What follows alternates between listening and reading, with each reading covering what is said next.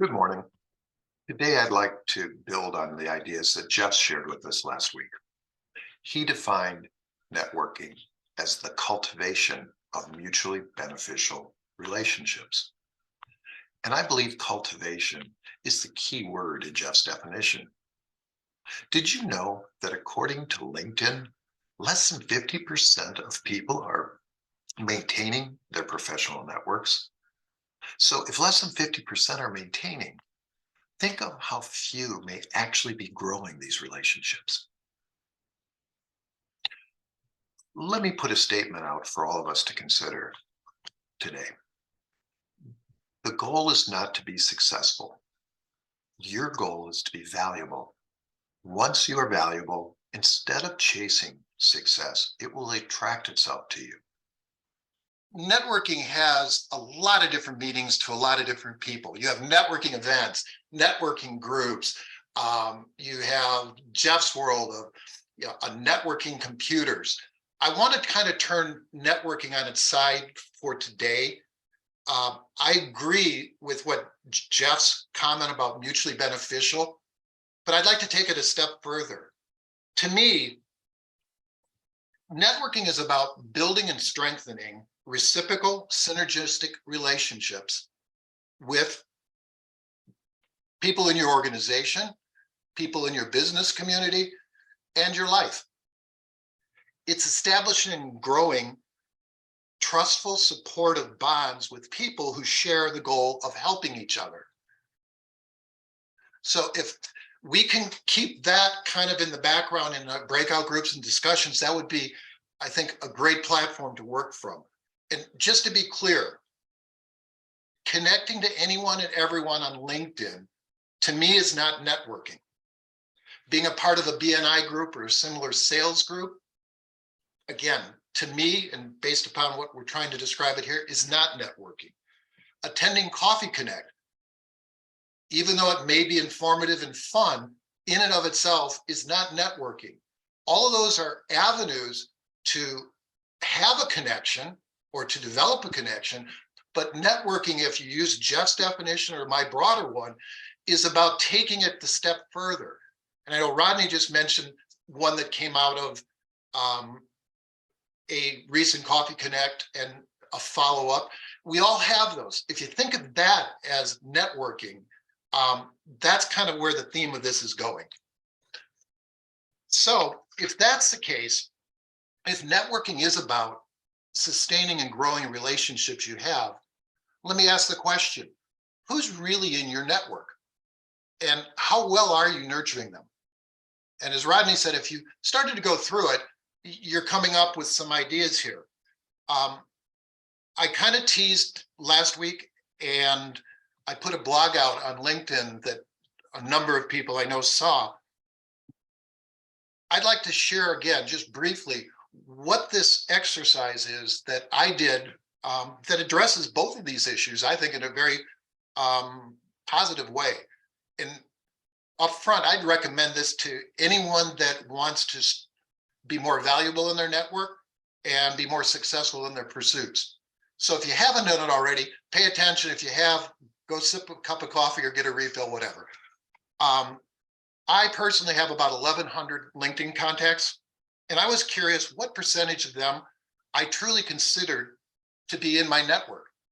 And some of the criteria for my VNCs, which I call valuable network contacts, just so I don't have to keep saying that again, are such things as someone I know, like, and trust. There is something in the relationship that is significant or memorable. And I want to keep this person as a VNC relationship and not just a connection. So those are, you can have whatever ones you want to define that, but that's part of my judgment here. So what I did is I went out and I sampled the first 300 random names that pop up when you go 10 at a time. I didn't realize I could go by year and how long the people were at first. Random seemed reasonable. And what I found out was that about 14% of those 300 were people that I considered VNCs, valuable network contacts.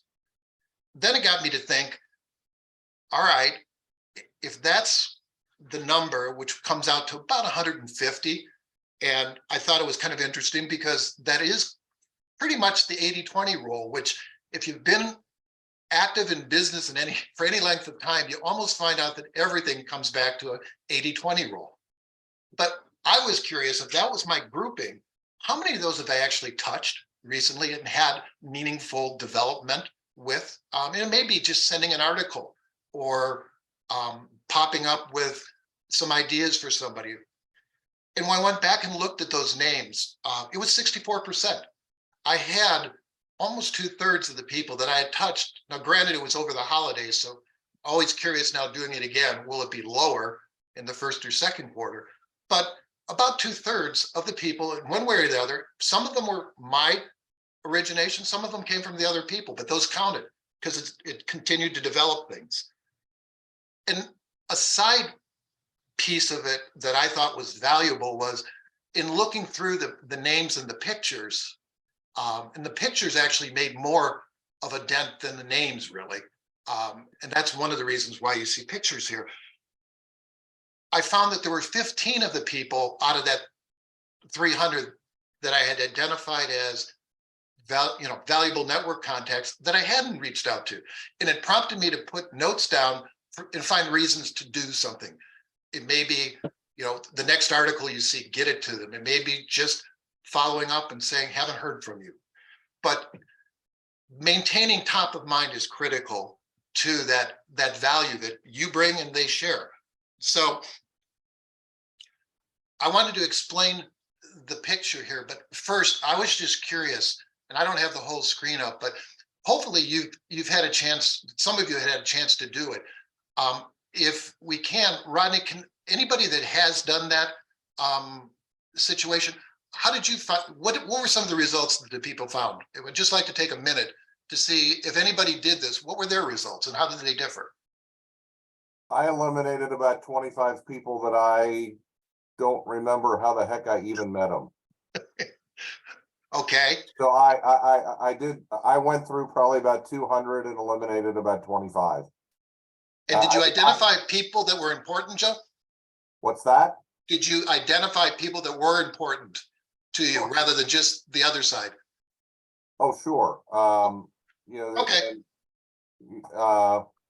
And I told this story, I think I told this story here last week. There was a guy who I connected with. He was in my golf league, and I was asking about a part-time role, and he actually bought breakfast. So there you go. So it's like so there was a free breakfast. And that counts too. And anybody else quickly here? I went through my LinkedIn connections and eliminated about 300 people that I couldn't remember how I ever connected to them, or we haven't, for whatever reason, we haven't kept up the connection. And I went through the ones that I still have. And for whatever reason, the ones that I still have are people that I am actually actively pursuing an interest in or looking to pursue an interest in the future. Cool. Well, both of you took it a step further. I looked and there's actually people that were deceased in there. And the real sad part about that was an anniversary came up. Congratulate somebody on their 8th anniversary. And somebody that is in my network congratulated him. He had passed away 4 years ago. That's not keeping a network connection. Yeah. That's, unless you can talk through seances. So let me just briefly explain. Some of you may be wondering why these faces are up on the board. The top row, those are my trusted advisors. The two in the middle, you may recognize Lamar and Marcia Friedman. Lamar is a one-name person. Everybody knows him as just Lamar, so we can do that. The two gentlemen on the end, Jim Gornick has been a trusted advisor and a close friend for well over 20 years, and Richard Fox is part of my accountability team. The two gentlemen down in the lower left corner, you clearly know Jeff and Rodney. They're examples of exactly what can develop from something like Coffee Connect or a networking event. I really didn't know either of these well until Lamar invited me to Coffee Connect. And since then, as Rodney had mentioned about the gathering here, or I learned that actually Jeff's dad knows a close friend, Mark Rashan, even longer than I knew or he knew it. You develop relationships where you want to help each other. So that's a story in itself that anybody later would like to know how those develop, happy to share. The two in the lower right-hand corner, you may recognize Dani there, but I'm going to save that for something after our first breakout. You'll learn more about the Dani Brown story. So what I'd like to do in the first breakout, if we can have about 7-8 minutes, give yourself no more than 30 seconds of intro, please, and who you are, maybe where you are, if you're suffering from playoff losses or excited about wins, that's great. But keep it short, something of interest, and then work on this. What do you do? Share amongst the group. What do you do to maintain and strengthen your network contacts? And I'm sure that there's going to be a consistency of a lot of ideas. More importantly, though, hopefully there'll be one or two in each group that will be new to somebody in the group, and then you can share with the full group when we're back together. So I'm going to stop sharing, Rodney, if you want to get them out. Yep. So Rodney, are we all back? Yep. And we are recording again. Okay. Just from the breakout rooms, does anybody have something that they find either really exciting to share, or in our case, the group that I was watching, guys, you can even do marginally exciting to share, but let's get one or two comments if we can. Anybody find anything of use in your breakouts? So one of the questions I have from the earlier conversations, right, is that people went through and they found 100 or 200 or 300 contacts that they just pretty much dismissed, right? I mean, I utilize that opportunity to go back and just send messages to those folks and say, hey, we connected for a reason, love the opportunity to explore that reason. And I had a half dozen or so of them, out of the 150 that I sent, reach back out to me. So, I mean, it does help create that conversation, and there isn't lost opportunity there, right? And I'm not saying we don't connect with people out of the whim, right? And just say, yeah, I accept. But for the most part, I think, especially when you look at this group of people that are here, right, most of us are trying to intentionally connect with folks. And just because we don't remember why we connected, don't mean it wasn't there for a reason. Anybody else? So personally for me, I'm a recent graduate, and like all my connections were based at my job. I graduated about 1.5 years ago. So I still, because I'm an only child, I got to keep connections. I just have to keep up with people. So I keep up with my friends from college. I switched my major at time from computer engineering to finance. So I have people in all sorts of degrees. I just keep up with my friends. Before I started networking, I would just call them weekly, like, hey, how you doing, man? How's it going? How's this girl doing? A female friend, how you doing with this guy? Just like that. It's like I would reach out naturally. And so I was in a breakout room with Mr. Petty, I believe. And he gave me a great idea, actually, and it makes sense to me. Just having an Excel sheet, basically, of your connections per se, and breaking them down into A, B, C. On, like, say A is like my family, I call them all the time. B is somebody I keep up with every month or so.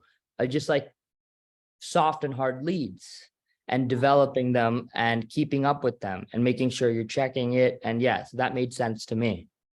And I think that's a really, and it's funny, there's somebody from the financial side with an Excel spreadsheet, which I fully support. And Lamar's over there in the corner as well. The idea there is really nobody's got more than 100 or 150 flow. I mean, really out of that network. So that is doable. I mean, it really is. Yeah. Scott, you had your hand up, and then we need to keep moving. Yeah, let me lower What was mine. your comment?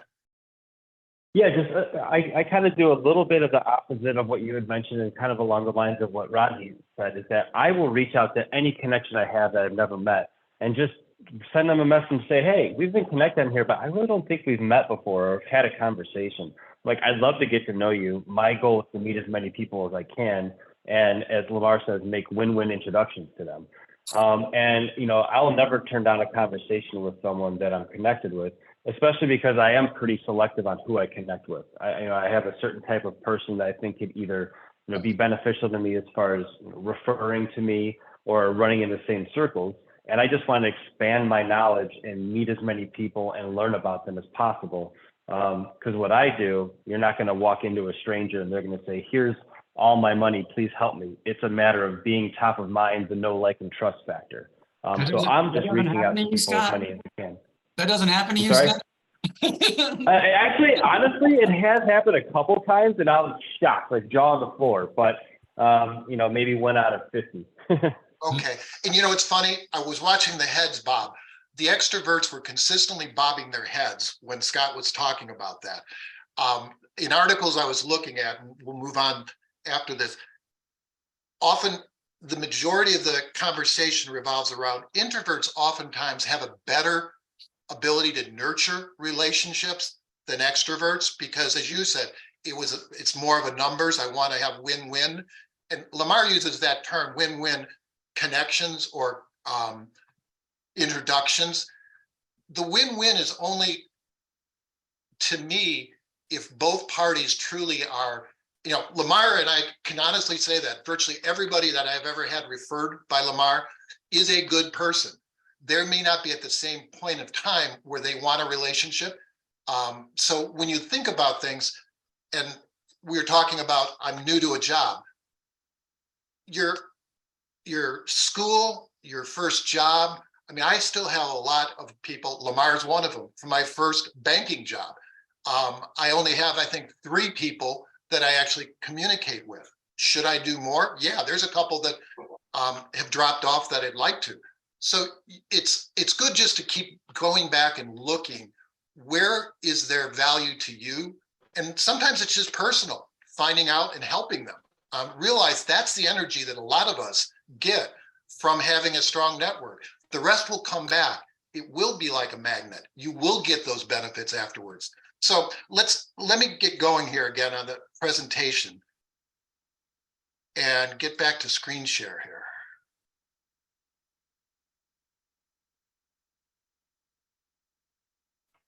All right, I told you before the break that we were going to have a little bit more information about the pictures in that lower right corner. I call this Coffee Connect Philadelphia, Banking, and Charlie Filisko, the Danny Brown story. This is another example of Coffee Connect. Danny and I, months ago, were in a before the session breakout room, and we got talking. And so Coffee Connect, that was the reason why it's #1 in this list. We found out that she's in banking. I'm a former banker. Still keep up with what's going on, and it's just always an industry that I'm interested in. Found out that she just moved from Philadelphia out here, or the Philly area. And if you didn't hear earlier, she's a big Eagles fan, so don't get her started. But I lived in Philadelphia as well. And so what I did was I reached out to her, and you know, we had conversation. So I reached out and said, I'm going to have and request a LinkedIn contact with her. So what I did is I sent this LinkedIn request to Danny. Thought it'd be mutually beneficial to connect, especially after I saw we shared Charlie Filisko as a connection. And Charlie is a good guy.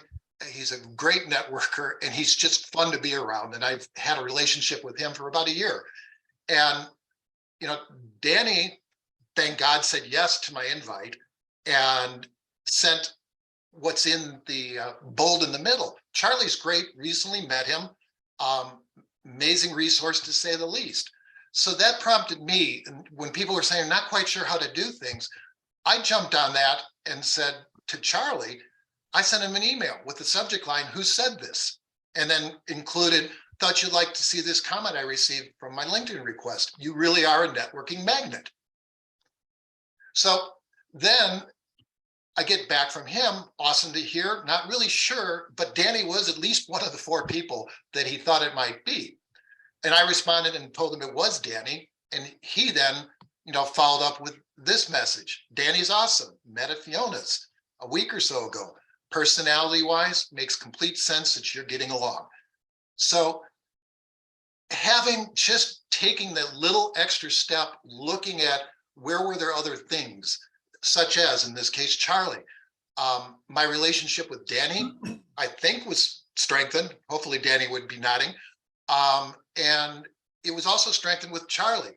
Well, it continues, because when I was prepping for this, I wanted to ask if it was okay by Dani if I shared this situation. And I got an email saying that she's out on the road. And then I got another text or email saying that we could talk about between meetings around 9:30. When I called her and explained this, she kind of laughed or giggled and said, "You're not going to believe this. I just finished having breakfast with Charlie." And so now it's kind of a running saga here that you can strengthen relationships just by sharing conversations about something within another organizational group that they may find beneficial, or just, again, leveraging. So in my opinion, my relationships with both Charlie and Dani have been strengthened. I think theirs have been strengthened out of this. And all it took was just one starting email to share good news about the fact that Dani thought enough about Charlie to write that he was, that it was a special meeting. So there's just another example of some of the things that can come out of just taking a little bit of extra time. So want to hit to the breakout room one more time. I highlight the guys and gal below are all people that were in our valuable network contacts, but they all, with the exception of the lady, have not been contacted in the last 3 months. And it's a shame, because some of them, again, are trusted advisors from way back when that just has kind of grown dust and got lost in the shuffle. The lady actually just, again, out of just a strange LinkedIn situation, popped back up onto the radar. And if there's time, I'll share that story after the breakout. But what I'd like to do here is think of somebody from your connections, a significant person that you haven't had contact with in the last 3 months. And within the group, again, if you don't know the people, take a very short period of time to tell who you are and whatnot, but then discuss what you can do. What are some of the things you can do, or the other people, what are some of the things you think they can do in the next week to strengthen that relationship? Come up with actions and hold the group as an accountability team or accountability partners to see if you can do just that, and if it brings value to you over the next week. So Rodney, if we can, with a couple minutes here, anybody like to share a commitment or an idea that came out of the group? Okay, well, Dani's got her hand up. I'm sorry. Dani's got her hand up. I'm sorry, I didn't see it. Go ahead. Not really. Well, I was just gonna say, we were talking about using technology and letting that help you in the process of keeping up with your network and your follow-ups and all that stuff, like leverage whatever software you like to use. Instead of trying to, remember everything in your head. Absolutely. Mike, go ahead. Yeah, it didn't come up, but I see this so often.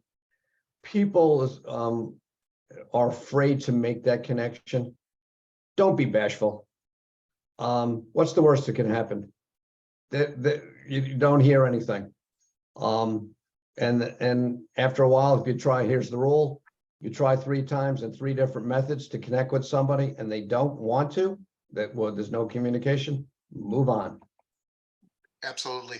I think from the 2 breakout sessions, what I'd like to just leave everybody with, as it relates to the breakouts, everything kind of revolves around what Mike said. If their connection and you actually do have something that at some point they know, like, and trust, they have something memorable, those people will respond. And if they don't, you just wasted a text or an email. I think, though, the overriding piece of it is there's other mindset, or an outward mindset to good network relationships. Again, about what's happening in the other person's world, What's Julie doing with the dog that I could possibly help with? Is the food the right one? I just read an article about nutrition. It's that kind of outward thinking. If you're thinking about, again, the goal is to connect and have those VNCs as people that share the common goal of helping each other. So let me go back to the screen share here if I could. We have a handful of minutes. Let me just share this real quick story of Emily here in the corner. Emily was somebody that I worked with, helped bring up in a coaching consulting assignment for a med spa. She left that, went back to selling cosmetic pharmaceutical things. Recently, just Sunday, she posted she took a new job. There were 25 congrats with the hand claps that were just automatic clicks. I sent her a message congratulating her and telling her she was going, I knew she'd have success. Within 2 minutes, and this is on a Sunday, she responded saying, so great to hear from you. Thank you. How are you? And said, things are fine. And please don't hesitate to reach out if I ever can be of help. I got a note right back saying, that's wonderful to hear. Thanks so much. I predict I'll be in touch with you in the next week or two.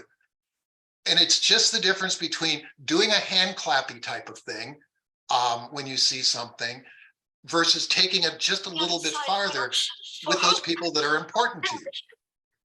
So see if we can move this one last time. So wrapping everything up, let me close by going back to where we started. And that's with what I think is the most important point of Jeff's definition of networking. And that was the cultivation of mutually beneficial relationships. So I have one last question for you. Do you know who's worth cultivating and who may be a weed? My suggestion is pull your weeds and continually look for ways to strengthen and grow the rest. And if you get good at this, you won't have to chase success. It'll find you. That's it, guys.